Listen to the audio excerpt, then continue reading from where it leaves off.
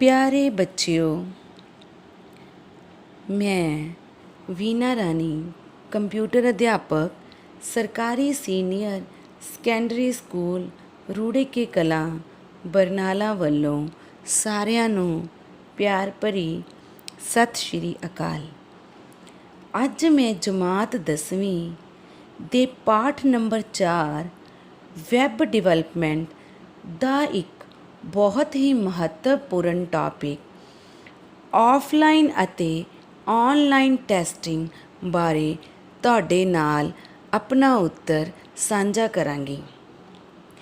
ਇਹ ਪ੍ਰਸ਼ਨ ਆਮ ਤੌਰ 'ਤੇ 10ਵੀਂ ਅਤੇ 8ਵੀਂ ਦੇ ਪੇਪਰਾਂ ਵਿੱਚ ਪੁੱਛਿਆ ਜਾਂਦਾ ਹੈ।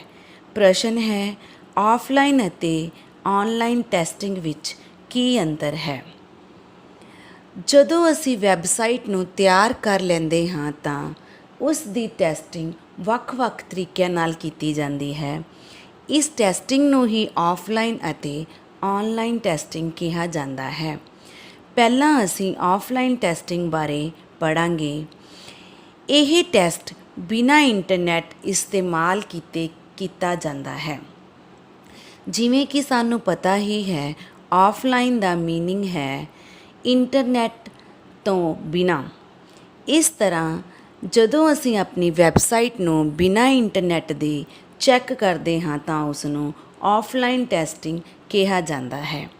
ਇਹ ਟੈਸਟਿੰਗ ਵੈੱਬਸਾਈਟ ਨੂੰ ਇੰਟਰਨੈਟ 'ਤੇ ਅਪਲੋਡ ਕਰਨ ਤੋਂ ਪਹਿਲਾਂ ਕੀਤੀ ਜਾਂਦੀ ਹੈ।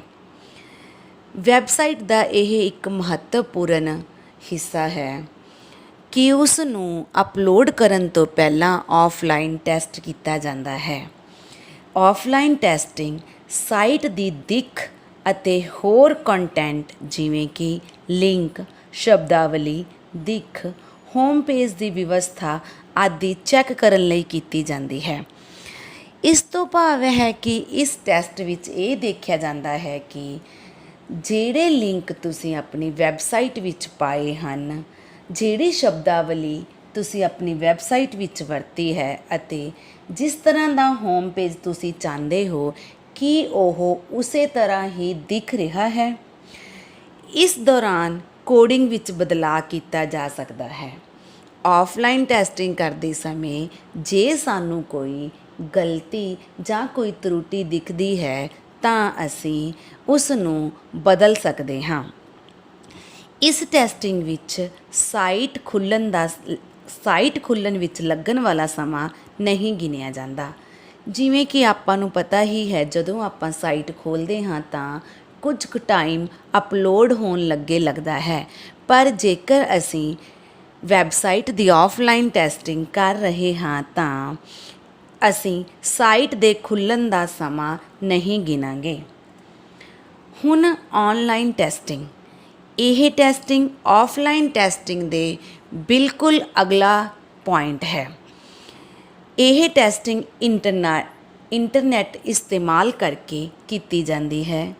ਇਹ ਟੈਸਟਿੰਗ ਵੈੱਬਸਾਈਟ ਨੂੰ ਇੰਟਰਨੈਟ 'ਤੇ ਅਪਲੋਡ ਕਰਨ ਤੋਂ ਬਾਅਦ ਕੀਤੀ ਜਾਂਦੀ ਹੈ। ਪਹਿਲਾਂ ਅਸੀਂ ਪੜ੍ਹਿਆ ਸੀ ਕਿ ਆਫਲਾਈਨ ਟੈਸਟਿੰਗ ਅਪਲੋਡ ਕਰਨ ਤੋਂ ਪਹਿਲਾਂ ਕੀਤੀ ਜਾਂਦੀ ਹੈ। ਇਹ ਟੈਸਟਿੰਗ ਇੰਟਰਨੈਟ ਉੱਤੇ ਸਾਈਟ ਦੀ ਪੂਰੀ ਵਰਕਿੰਗ ਚੈੱਕ ਕਰਨ ਲਈ ਕੀਤੀ ਜਾਂਦੀ ਹੈ।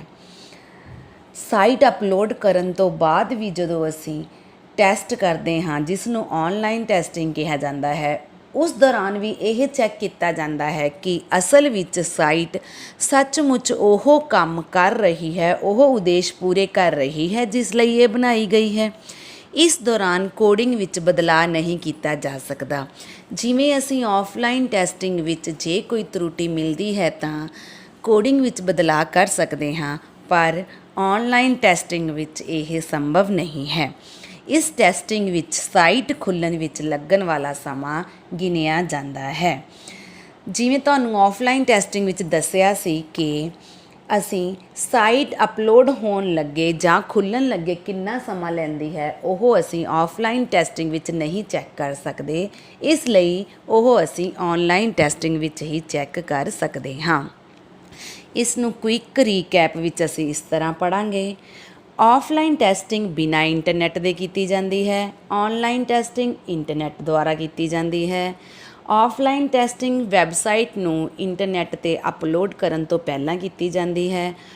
ਔਨਲਾਈਨ ਟੈਸਟਿੰਗ ਵੈੱਬਸਾਈਟ ਨੂੰ ਇੰਟਰਨੈੱਟ 'ਤੇ ਅਪਲੋਡ ਕਰਨ ਤੋਂ ਬਾਅਦ ਕੀਤੀ ਜਾਂਦੀ ਹੈ।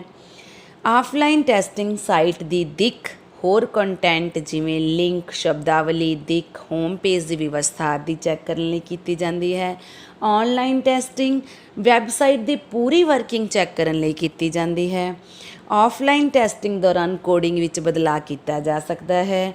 ਔਨਲਾਈਨ ਟੈਸਟਿੰਗ ਵਿੱਚ ਕੋਡਿੰਗ ਵਿੱਚ ਬਦਲਾਅ ਨਹੀਂ ਕੀਤਾ ਜਾ ਸਕਦਾ।